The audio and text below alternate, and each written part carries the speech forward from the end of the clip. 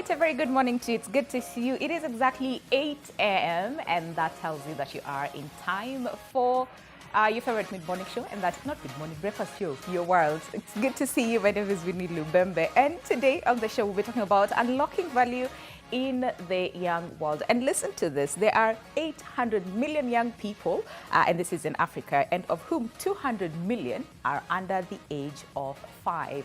And with the growing markets and young productive populations, young world countries actually have the most positive potential trajectory in the world. But here's the big question.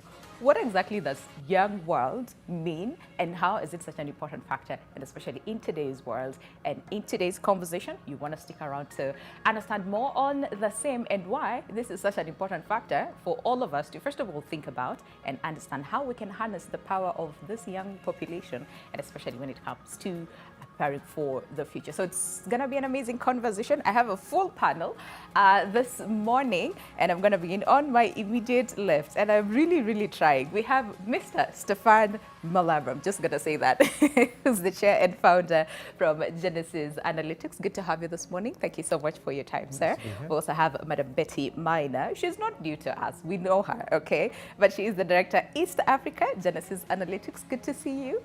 Once again, and previously Cabinet Secretary for Industrialization, Trade and Enterprise Development. Oh, that's a mouthful. Thank you very much. That's a lot to say. Yeah. And then we also have Paul Ngujiri, who's a Principal Financial Services Strategy, again from Genesis Analytics. Good to have you as well this morning. Thank you so much for your time. And we have Belinda Kaimuri, who's a Manager, Climate Finance and Economy, Genesis Analytics. Such a balanced panel. First of all, gender balance, but also in relation to today's conversation, where again, like I said, there's so much that we're going to cover this morning. But Stefan, let me just begin with you very quickly, because we're talking about a young world, right? And I'm pretty sure a lot of people are trying to understand. So what exactly does young world mean?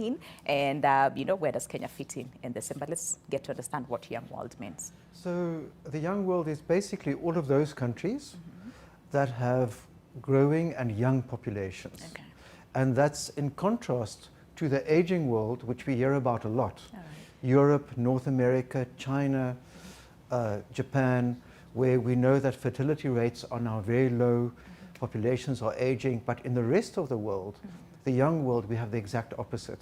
So the young world is that group of countries that starts from Southern Africa, across East and North Africa, Middle East, South Asia, and even into Southeast Asia, and it's just more than half of the world's population. And what's interesting for us about this arc of countries with young people, with so many young people, is firstly that by the end of this decade, 4 out of every 5 children born in the world will be born in the young world. Wow. And the second thing that matters to this audience is that Kenya is right at the heart of that, of that young world. Okay. And we believe that that the young world matters because it's a custodian of the world's youth and therefore of the future. Okay. And Madam Betty, I'm just going to throw it to you still on the young world and how important of a facet is it, and especially for us, Kenya, given, again, over 70% of the population is consisted of the youth.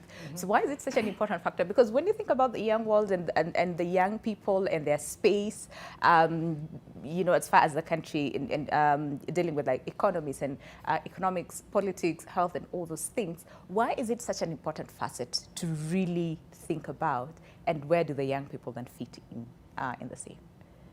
Well, thank you. Given the statistics you have just mentioned yourself, it would be foolhardy to ignore half of the population. So it does matter because it is a significant part of our population. All right. And that is, you know, generally in many African countries currently. Right now, 2 out of every 10 young people in the world between 15 and 35 are African. Okay. By 2030, that will be a quarter, nearly a quarter of the people. No, sorry, by 2040, nearly a quarter of all young people in the world will be African. So for African countries, for African societies, this is a population we need to think about. In terms of jobs, that's always the big one, because how do they stay occupied?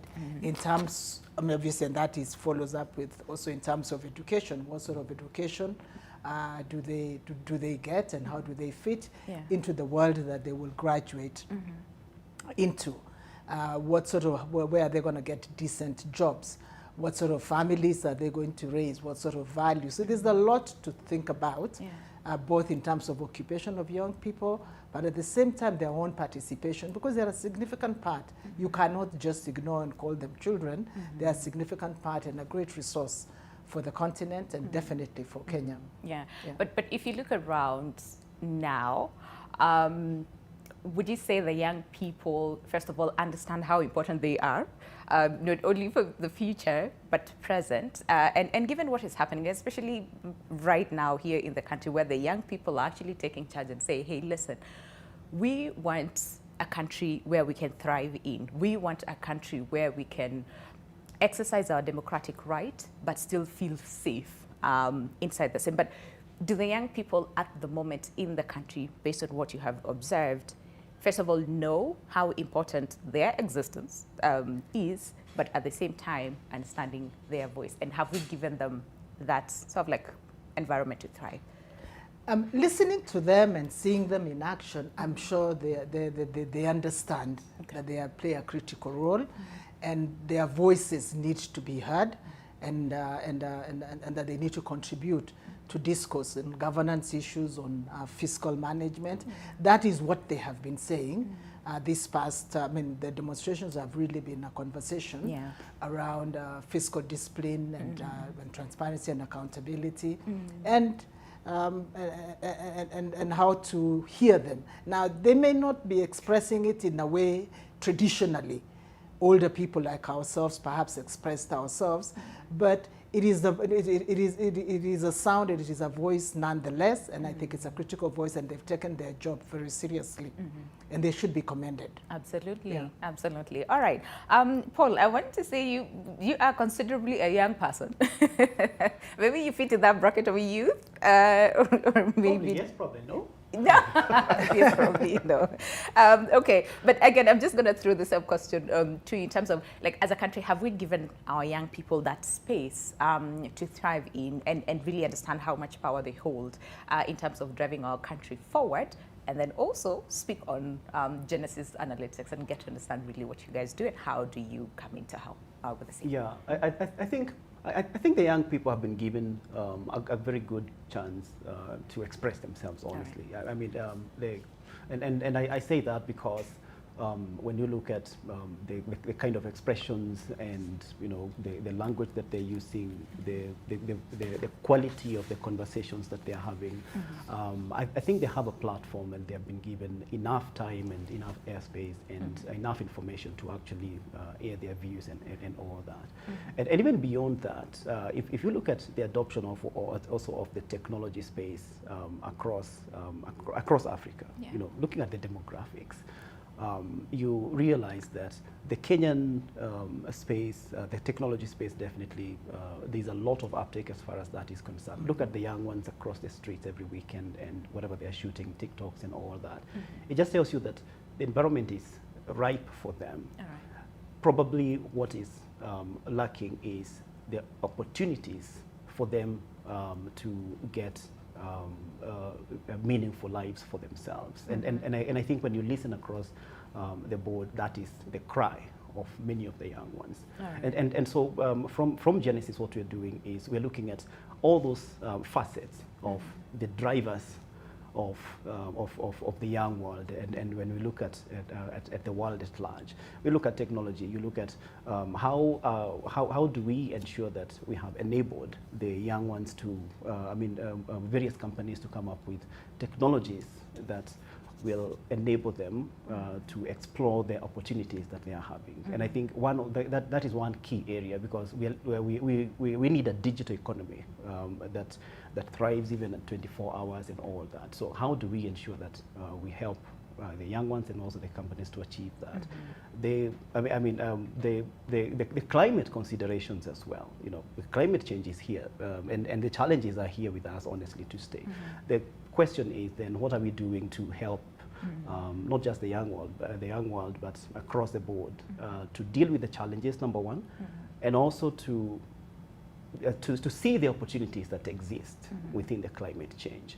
And that definitely will mean that, because of all the the hassles and a lot of things that are happening, you also think about the healthcare matters.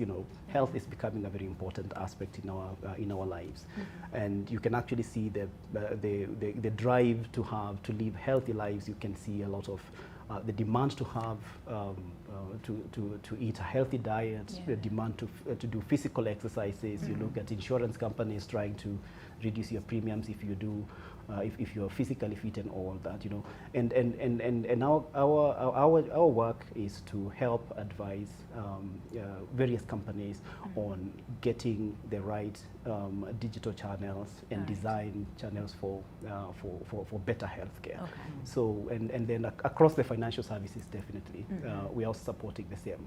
What are organizations and banks doing to ensure that they have tapped into that young world to build opportunities for them, products that speak to them, savings products that speak to them in terms of you invest this, your money market and all that, such that they are, and I like the financial inclusion agenda where everyone has actually been brought on board, where even the young ones can invest the 100 shillings that they're earning today and tomorrow. And right now we're seeing a lot of people, last year or a year before, again, there were statistics that were saying Kenya is not doing well in terms of the saving culture. The young people are not really factoring that. It's like, you're a lawyer, you live now, you don't know about tomorrow and all this. But now we're seeing a shift in the same, where young people are actually taking charge of the same. And you spoke a little bit about climate change, and I want to bring in Belinda or the same, because again, climate change, this is such a big facet, and unfortunately, the global south is bearing the biggest brunt of the same, and Kenya not spared either. So why is it such an important facet as well to think about climate change when we're talking about the young world? I think it's looking at the young world and the population that it has. We have seen them as being the mobilizers of our bringing awareness. We're seeing them in these climate conferences, bringing the conversation and even being brought to the table to speak their mind and to offer solutions. We are seeing them being holding their governments in check on what they're doing towards climate. How much are they designating, for example, to respond to the impacts of climate change? For example, the floods that we see recently. How has the government done that strategically, that there's funds for response and early action, and then also for building back better, right? We're also seeing them as developers of solutions, especially on mitigation and adaptation. They're the ones who are coming up with the innovative platforms. We have seen a lot of digital platforms coming in to cover the early warning and providing weather information to the farmers, for example, so they can be able to plan better their planting cycles, for example. So they have been enablers throughout, and they have been bringing in solutions on how we can be able to achieve this.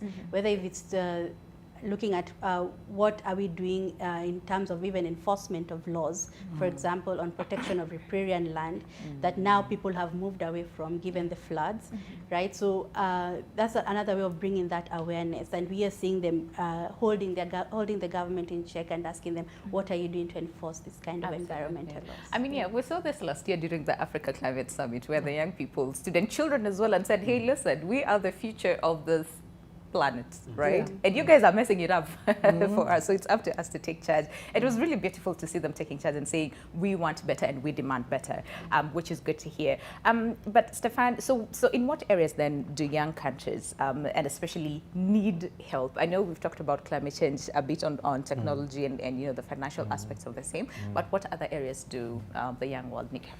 So if you think about the young world, it's so many countries and they're so diverse, from India all the way through to, let's say, Malawi or Namibia, from 1 billion people to 2 million people.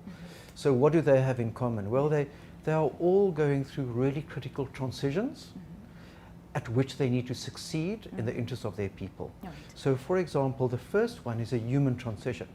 It's exactly that massive group of young people. In Kenya, half of the population is under the age of 20. 24 million people, 27 million people under the age of 20.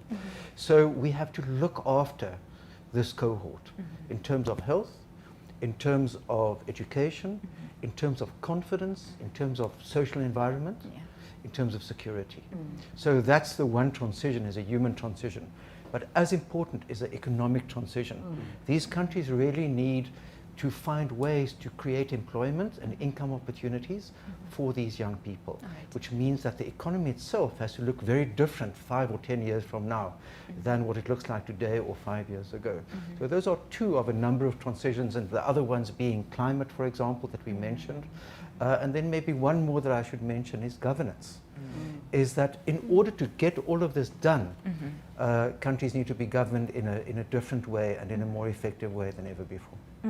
And I was reading through Genesis Analytics, and of course, one of the things, again, that you mentioned, especially when it comes to the transitions, is the reconfiguring of economies and human transition, again, which you've mentioned, and a just climate transition. And can we emphasize a little bit on the same, and this is as far as a just climate transition, where you see, I mean, according to Genesis Analytics, it's both to decarbonize and to manage the human and economic impacts of a global crisis that they did not cause. So can we emphasize a little bit on the same? So this plays out differently in different countries in Africa.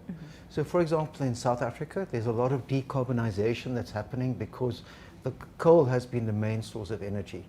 As that happens, you find that populations or communities around those coal mines and power stations are going to be disadvantaged and have to be looked after. And in Genesis, we engage in quite long-term programs to achieve that. But Kenya is very different. Kenya actually is in principle a low-carbon economy, but Kenya suffers because of the impact of climate change. And it suffers disproportionately, as most countries on the east coast of Africa do and will continue to do. We see that in terms of floods, we'll see that in terms of drought, and we'll see the impact on agriculture, which is of course a mainstay of this society. And so there's a lot of attention that needs to be given in terms of climate smart agriculture, in terms of disaster risk management, a whole host of interventions to protect. And to, as you say, to protect those people who did not cause the problem in the first place. That's true. Yeah, I see that. And Madam Betty, again, given Genesis focus, and this is as far as the global business services is concerned. So, what do you think are some of the prospects, for the sector, especially here in the country? Oh, I think it is very exciting. Paul mentioned that one of the areas of work of Genesis is on digital economy and building up our capacity. Government, I mean, Kenya has been very, very strong in building up the ICT infrastructure, and it is a stated objective to expand digital jobs. Now, what are digital jobs? And what's the size of that pie globally? We estimate that global business services, outsourcing, I usually call business processes outsourcing and related services. We estimate that in 2023, the demand is about $1 trillion currently.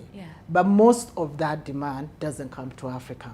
It is fed in North America, fed in Europe, fed in India and Philippines. Very little, less than 2% comes to Africa.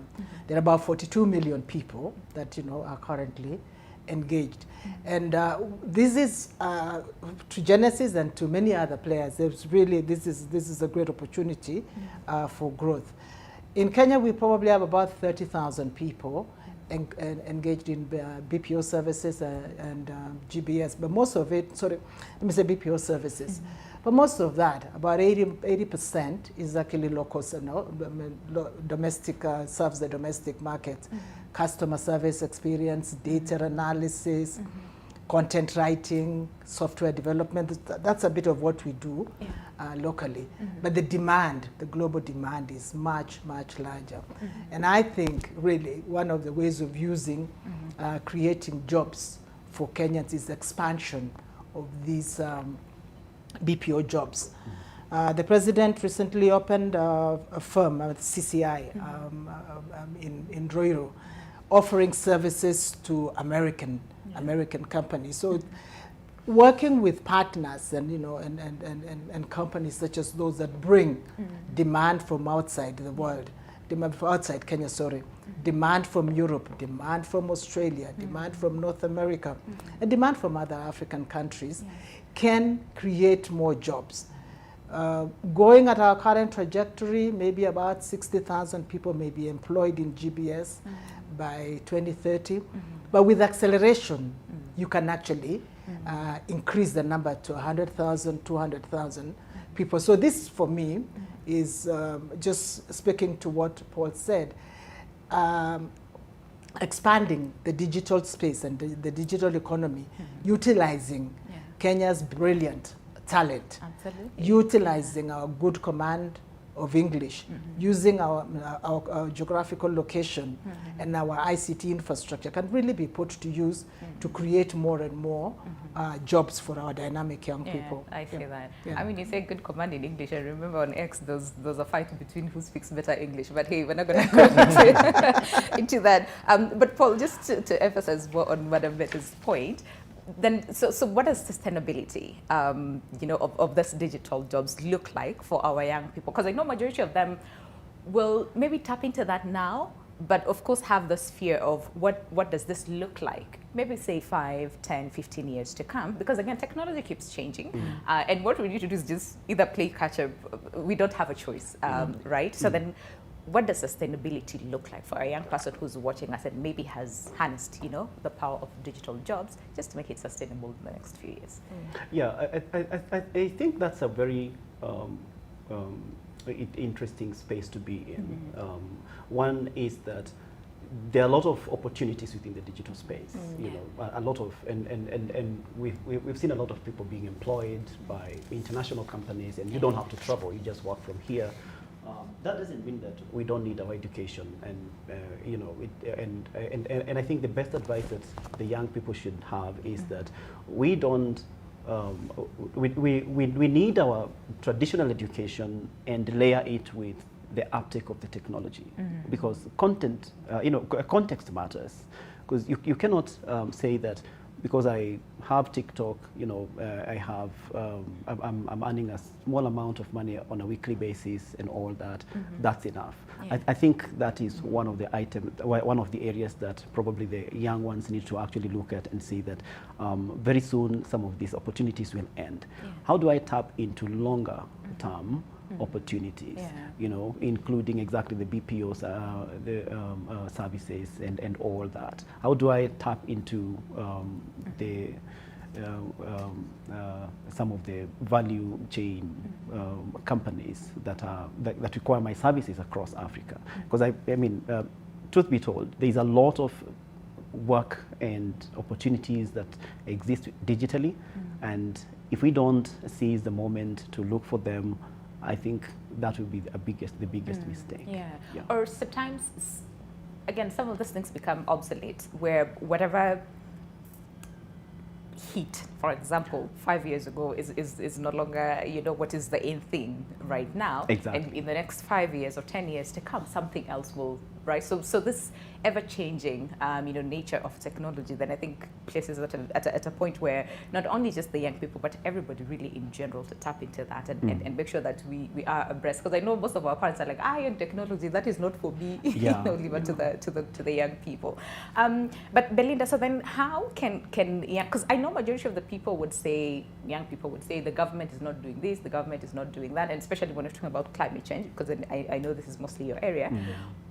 So then in what ways can they participate so that we don't wait for big conferences for us to go and say, we demand, we want, right? But in what ways can they, every single day maybe, in their own little ways and leveraging on the power of technology, contribute towards a better planet for the young people in the future? So in what little ways can they participate? I think one of the ways we have seen them participate is bringing awareness. And one way to do this is to create communities amongst themselves and where they can be able to share ideas, share knowledge, and even the kind of projects that they're already doing. And this way it's a platform for them to garner momentum, so that by the time that these conferences happen, you have a structured approach on how you are bringing the issues to the table. And then another way, they are innovators, right? And they have big ideas, whether if it's a digital idea, or if it's something, a product that they're developing, right? So bringing that awareness. we do a lot of those case studies and how these products can be able to bring some kind of solution. And so once they're in those communities and they share what they're already doing, and then again bringing momentum, and then they are seen at a higher level, if it's government, if it's at the regional level, even at the international level. And these are the technologies that we need to be able to respond and manage the climate risks that we are facing. I see that. And Stefan, coming back to you to really understand how the genesis, because again, I was reading and it says the firm positions itself at the intersection where markets meet the state, offering expertise in both the public and the corporate sectors. So, and during your working relations between the state and the corporate and all those things, what are the biggest challenge that you have seen, aside from what we talked about in terms of what different countries and young world really needs? What has been the biggest challenge in terms of implementation and some of the solutions that are available to help this young world really position itself in the global market? So when we think about where we fit in, we think there are three big forces, and we are like a small connector between these big forces. And the one, and by far the most important of those big forces, is in fact, of course, the people of a country and their government. Then we know, particularly in Nairobi, where there's a lot of representation, that there's a whole force of international players, of NGOs, of foundations, of multilaterals like the UN, which has a massive presence in this city. So we can call them the global common good organizations. And then, of course, there's business. There's small businesses, but the really influential businesses are these mega businesses that now dominate so many industries. You think of these hyperscalers like Microsoft or Meta or Apple, and there's a whole host of them across the board, really. And so the challenges of a country like Kenya and of all the other young world countries are complex. That's why there are challenges. They're not that easy to solve, and they need something from each of these entities to help solve. So there needs to be coordination between them. I think that's the one element. I think the second element is that ultimately countries want to, they want to create their own future. They want to decide how to solve things. So you need a bridge between international best practice and the reality of the context. So Betty has an understanding of Kenya that I will never have. But it might be that there's somebody sitting in another country, it might be Bangladesh, it might be Indonesia, that has something to teach us. So it's how we bring those together, which is really where our own stance as a company comes from, which is we think of ourselves as a global African company to provide that bridge. Absolutely. I mean, we are interconnected, right? And there's something that we can learn from each other. In as much as yes, our focus today is mostly on young world, but there's so much that we can really learn from one another. And Madam Betsy, given what is happening here in the country right now, where there's a bit of instability right now, because most businesses are closing because they're thinking, okay, fine, whatever is happening, we're not too sure whether it's safe or not. We've seen a lot of looting. And even the president himself says we are in a bit of a crisis, right? So can we talk about the impact of this crisis, and especially to the young world, if nothing is done to solve it as soon as possible? I mean, we know what is happening, in Sudan, right? And what that has done to the, the economy of the country, and even to the people being displaced and all those things. So if a crisis is not resolved as soon as possible, how will this impact the young world?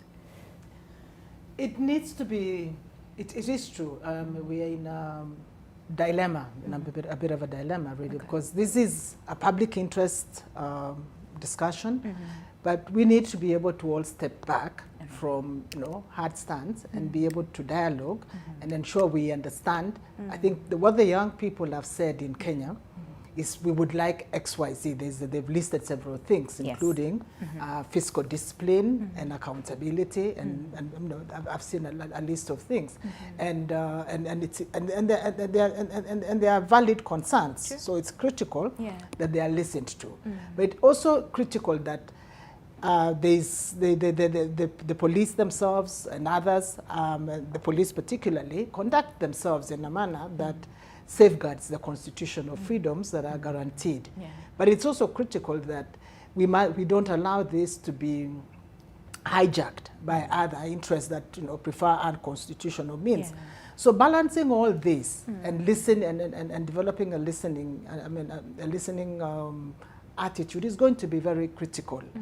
And I think we also would want to note that it's not exceptional to Kenya. True. Yeah. These challenges of managing these sort of transitions and a lot of young people is happening globally. I mean, there's obviously quite a bit happening in Africa. So Yeah.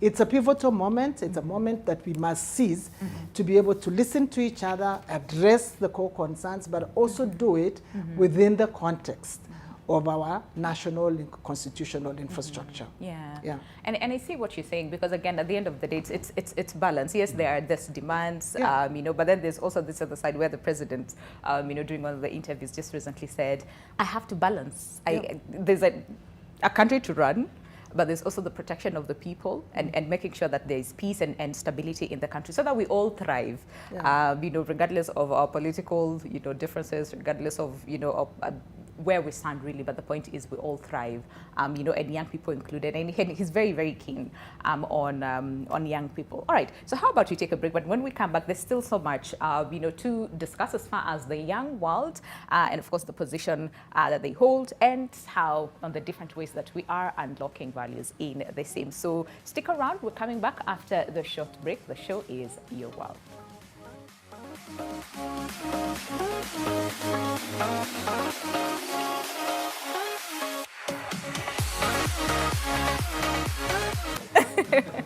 All right, well, welcome back. The conversation still continues even during the break. But if you're just joining us this morning, welcome. The show is Your World, and today we're focusing on unlocking value in the young world. And I have an amazing panel this morning from Genesis Analytics, just helping us understand really, first of all, what does young world mean?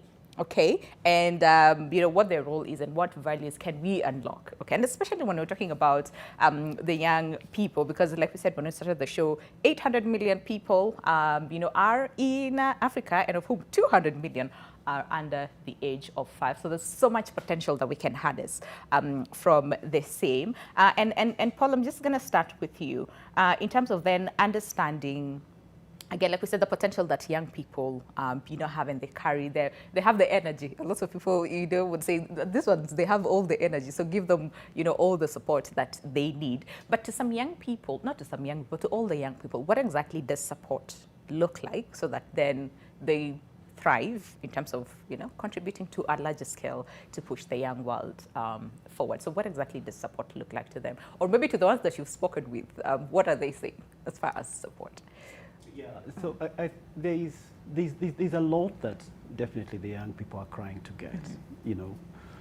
A decent living for a young person starts quite far. Yeah. It doesn't just come with the job and the money on the table, because you have to think about sustainable solutions. Yeah. What are some of the sustainable solutions even up to the end? And for me, the biggest win would be ensuring that our policies are aligned in the best way, All right. that speak to opportunities that the young ones can tap into. Our policies around manufacturing, for example, our policies around ensuring that we have opened up the markets for everyone to travel around and invest in any business that you want to, because a lot of people are very talented. You look at what they're doing with their small money, whether from their parents' pocket money, and the thought process that they have to a lot of solutions. I think the key thing that I think the biggest hindrance on this one is policies that are aligned with that part of the demographic, and really trying to understand exactly who are these people, how do they want, what wins can we get from them. So anything around I think digital space, because they are big in the digital space. What policies are we driving to ensure that they have won as far as that agenda is concerned? Okay. Probably some of the policies that are detrimental to the gains that they are getting, I think that's where they also make a lot of noise, you know, because they're looking at, it's a very small amount that we are getting, so you should not take anything from what we are getting. So I think that kind of a conversation is what will win. I see that, yeah. And I do not want to lose it. Belinda, one sec before I come to you. Madam Betty, so then, it's said time and time again that Kenya is one of those countries where we have the best policies, we have the best laws, but then implementation is where, you know, the challenge comes in. So then how do we, having served before in the ministry, I'm pretty sure there's so much that you know, you saw and probably that we can learn as a country, especially from like other countries. But when it comes to implementation of some of these policies, what are some of these areas that we need to sort of like prioritize on so that we give the young world a chance? As Stefan mentioned, and I guess we all know, life is really quite complex. It is. Yeah. Intentions that are expressed in policy statements need to be backed up by the necessary resources, need to be backed up by necessary programs, and sometimes, and I think first of all, I think Kenyans beat themselves harder than they should, because actually a lot of things have been done in Kenya over time, you know, over the last 60 years. A lot of things. We're not the same place we were in 1963. That's true. So That's this true. beating ourselves needs to stop. Yeah. But that having said, it doesn't mean that there is a lot of room for improvement in ensuring that the plans are aligned with the resources and that that the resources are applied diligently. We've been talking this week, when we're talking financial issues, finance bill issues, the big question that comes up is issues of leakages and waste. Now, when there is leakages and waste, then it is impossible to match the resources with the intention. So that is areas that we really need to keep looking at. But thirdly, sometimes we might have, you know, we have a challenge because we have a plan that really can only be delivered, say, perhaps in 15 years, you know, in full measure. But we are also challenged by the fact that we have a short election cycle of 5 years, and we want to do many things in a, you know, quite, you know, in a short time. So you want to pump as much money into roads when you don't have that, which is why we, you know, we have find ourselves in debt.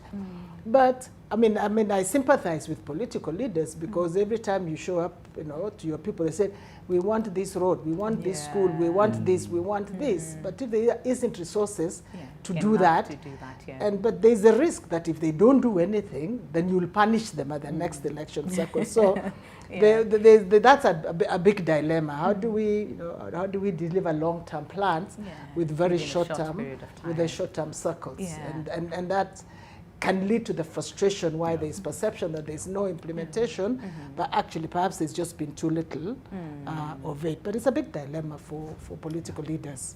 I'd say that. And Belinda, what are some of the lessons that then that we can learn from, and especially just recently what we dealt with, and this is as far as floods you know, are concerned. Families were displaced, a lot of people lost their lives. So what is it that we can learn, that the young world in general can learn from the sea? I think the first thing is to plan better, and for us to think strategically and also creatively of the financing solutions that we already have. And how this can be done is, one, to understand what do we need to focus on. We know drought and floods are a high risk for Kenya. What can we do, noting that the severity will increase as time goes on, given the climate is continuously being impacted and changing every day. And then next is to see how can we avoid confusion with even the financing solutions that we already have. Right? We have, as for example, we have the hunger safety net program that is triggered by drought, for example. We have the drought, not the drought, sorry, the resilience, the risk finance disaster funds that are set aside by the country. What triggers their allocation, and what is the register that the country is using to allocate those funds, right? And then finally, how do we make sure that all the policy instruments that we have that guide the financing solutions speak to each other, right? That we have adaptation actions that are contributing to reducing the risks that we face with drought and floods as well. Yeah, I mean, and the biggest question a lot of Kenyans would ask is then, how do we prepare for the same? Because majority of the times we have seen when disaster strikes, we react after a disaster has already happened. But how do we prepare? How do we, first of all, prevent such that in the event that it happens, it's not as bad as what we saw recently? So I wonder what you have to say to that in terms of preparing, because yes, we have the policies, we have some of those funds set aside, we have this law, we have all those things. When you talked about riparian lands, earlier, we know as a people that we're not supposed to, stay there, but we still find ourselves, living in those areas that, we're not supposed to. So really, how do we prepare? And this is not just to the government, all right, but us as a people, and really young people, to really know that, listen, it's up to us to decide what's good for us and what is not. Yes, I think it's early action, right? Yeah. What do we do now to prevent what is going to happen later on? Okay. And as you've said, that we know that it's riparian land, but then we still go ahead and put our businesses on that piece of land. And most of this stems from behavioral change, that we need to change how we approach these things, that we are given the early warning communication by the Kenya Meteorology Agency. How do we act on that once we receive it, right? How do we make sure that, for the lands, for example, the riparian land that you've mentioned, that now people are not settled there. How do we enforce that and make sure they do not come back again? I know there have been efforts in fencing off some of these lands once people have moved away. And then even for that, how do you adapt and cope with it? Because as much as you respond to the risk, there's that which remains that you need to cope with, you need to adapt to it, right? And here is where, again, innovation plays a very key role, especially in looking at things holistically. We have said that agriculture is one of the mainstays for this country. So how do we make sure that that whole food system is resilient, right? What are the practices that we are doing ourselves, for example, to make sure that the piece of land that I have that has been washed away because the rivers got flooded, right? How am I doing to restore that piece of land, for example? So there are very small things here and there that can be done, and it can be as simple as, for example, planting a tree so that it holds the soil, right? And it can be something as putting a few rocks on the side of the riverbanks to protect the land from washing off and the soil from washing off. So it's incremental steps, and which are guided by early action as well as adapting and coping with what we already have. I mean, I see that, and you're absolutely right, because when you look around, especially in our communities, we have the solutions. We know the solutions to some of those things, but one way or the other, I don't know what usually happens in between that. We find ourselves in a place that we are in. But Stefan, can we just address again one of those biggest issues, and we've talked about a little bit, and this is as far as jobs for the young Kenyans. And majority of the times when you speak to the young people, they tell you, us, we don't want to be given. We just want an equal, playing field, that we can access, these opportunities that we can, especially when it comes to the digital, jobs that we talked about, we can tap into the same. So then how does Genesis come in to sort of like help, in this very critical area as far as jobs or unemployment? So let's take that example of global business services as a massive potential source of jobs for young people in Kenya. And I should say not only in Nairobi. One can do this across the board in a distributed way. And if we're talking about 30,000 people now, it might become, as you say, Betty, 200,000 people by 2030, but it could become 1 million people over time. So that would absorb an enormous amount. So why is that not happening now? It's not happening now because it's a bit, getting something like going is a bit like a combination lock, where you've got to get all the numbers right, not just one number. You've got you have to get all the ingredients right to really make it work. But making it work in this case means getting large global firms to put down very large facilities here that would employ 3,000, 4,000, 5,000 people. And those will all be young people. For them to do that, you have to have the right policies in taxes, you have to have the right infrastructure, you have to have the right incentives, you have to have the right skills, and you have to market effectively in those source countries where all that business is coming from. So in Genesis, what we do is a form of ecosystem facilitation.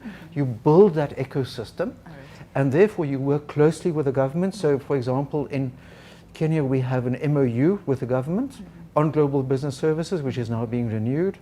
We are working with a number of players in the system, the large investors, skills providers, and other facilitators that basically put all the pieces of the puzzle together, and then you can take your growth from 10% a year to 30 or 40% a year. So that's one example of the kind of work that we do as a firm. So we think ourselves not as a consulting firm, but as an impact firm, because it's really the impact that's ultimately the proof of the pudding. I like that, impact firm. Okay, but then again, so for this impact firms to come and thrive, here in the country, what sort of environment, should there be? Because I'm pretty sure you've had a lot of people say, with everything that is going on, we've seen some people who are taking their businesses elsewhere, and then that, has a ripple effect, right, to the young people. Can I maybe answer your question by saying why this is such a great country to be in, what the pluses are? Because, one part of success in life, one path to success in life is to focus on your strengths. So, one massive strength is a very well-educated population. Another strength, and in a way that's one way of seeing what's happening the last week, is that people in this country have a voice. They have freedom, they can express their voice. When young people join Genesis, the first thing we tell them, first thing we like to teach them is to say, speak up. Even if you are the most junior, youngest person in the room, you have something to say. Say it.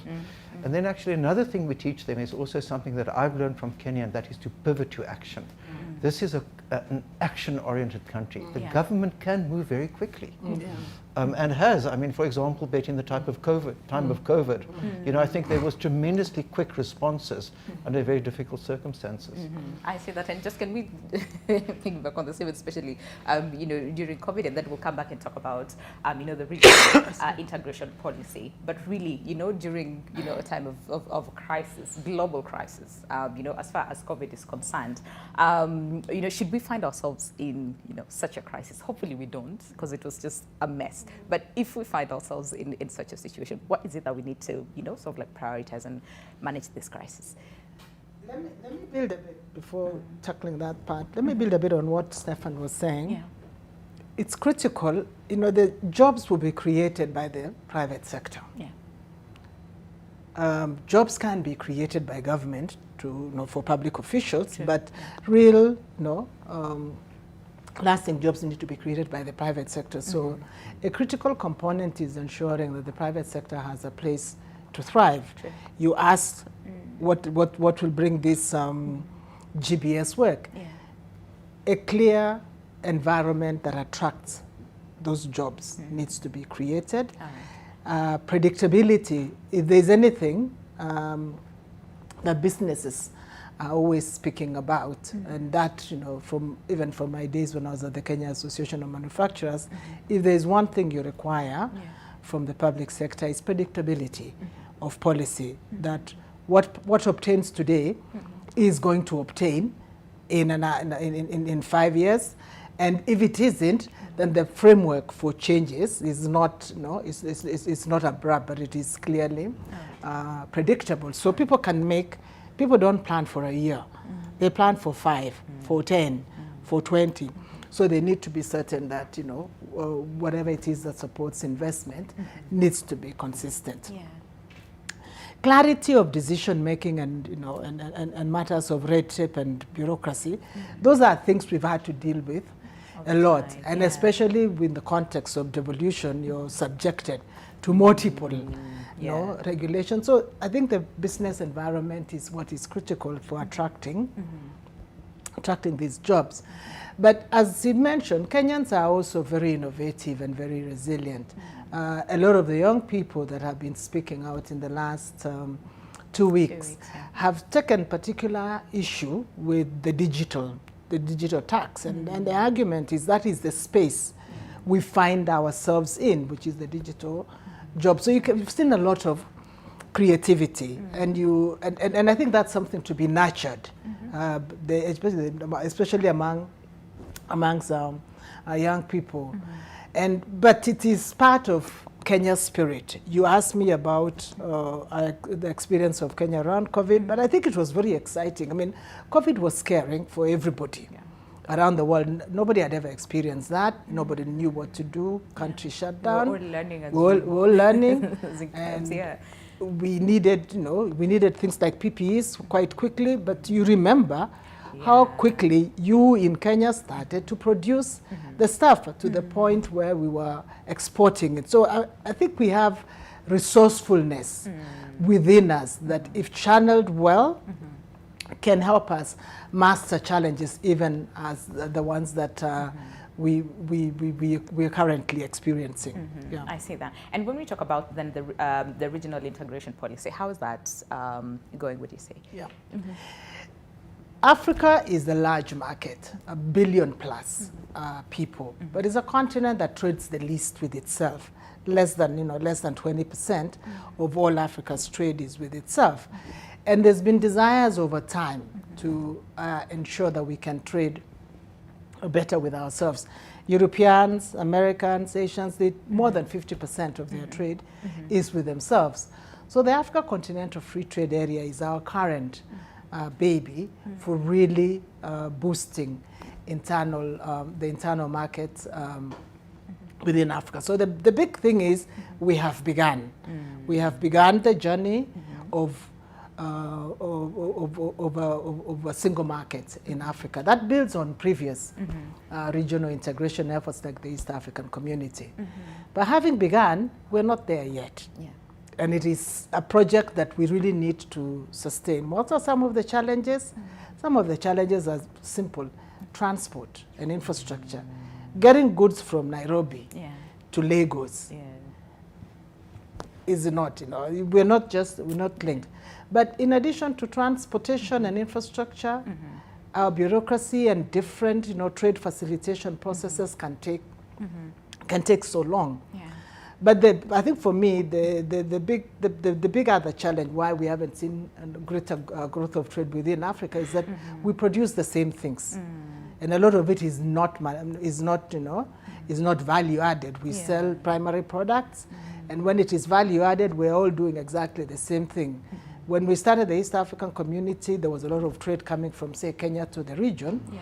But over time, those countries build up their capacity to produce exactly those things. So that goes down. So you need to diversify what we are producing. You also need to really collaborate across regions with regional value chains. But it's critical. The other thing, because I know we're probably running out of time, is also the absence of integrated financial systems.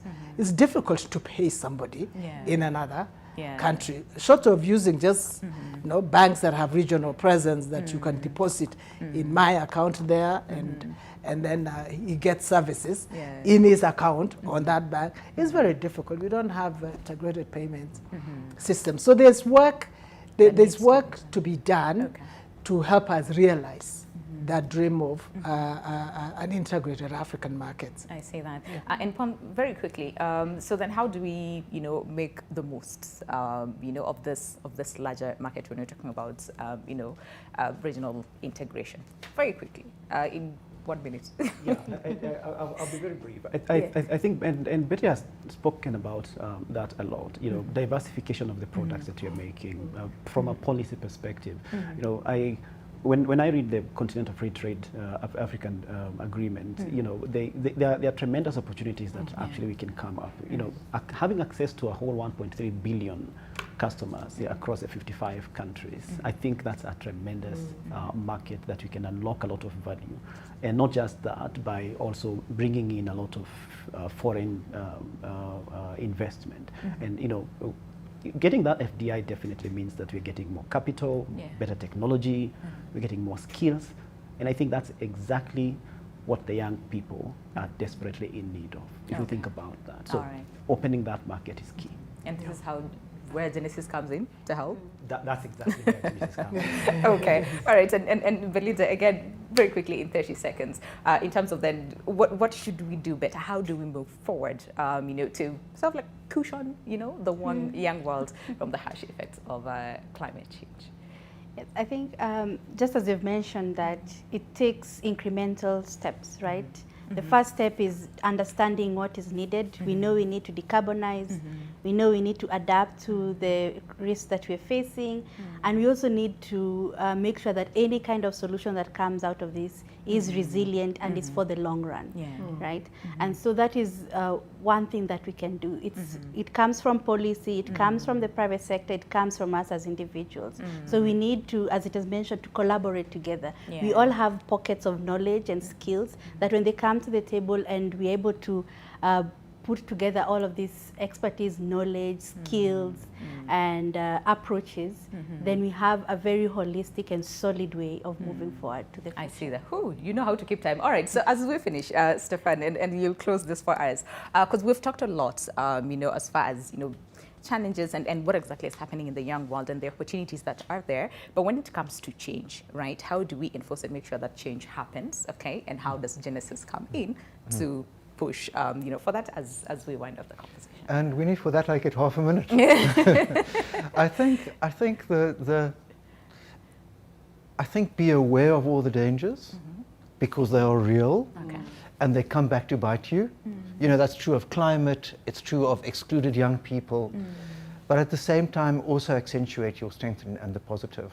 And I think that's what's happening in this country. Maybe some things are forgotten too easily, but I think there's also an enormous amount of forward momentum that comes from so many parts of society, different ages, inside government, outside government. So there's a lot to work with here. I see that. All right, so allow us to end the conversation here because I know we can be here for like 5 hours, but in the interest of time, we have to say goodbye. But a special thanks to you, Mr. Stefan Malaba. I am sorry again if I butcher that, Chair and Founder, Genesis Analytics, Madam Betty Minor, Director, East Africa, Genesis Analytics, Paul Ngunjiri, who's the Principal, Financial Services Strategy, again from Genesis Analytics, and Belinda Kaimuri, who's the Manager, Climate, Finance, and Economy as well from Genesis Analytics. Thank you very much. All the very best as well in your endeavors. And thank you for staying with us until the end of the conversation. And remember, like I said, we cannot forget what is happening here in the country. So let's, demonstrate and exercise our rights, okay, peacefully. But at the same time, take care of one another. So enjoy the rest of your day and stay safe. Goodbye.